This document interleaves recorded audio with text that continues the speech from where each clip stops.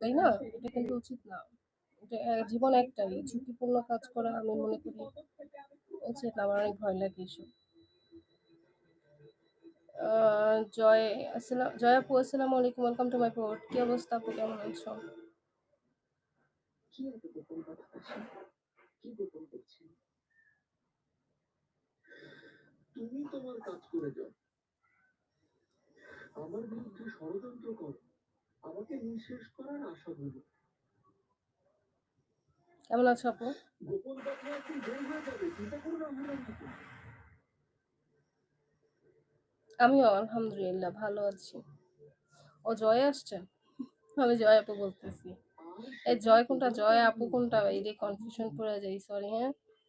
তুমি তোমার জয়। মৃত্যুকে খুঁজো।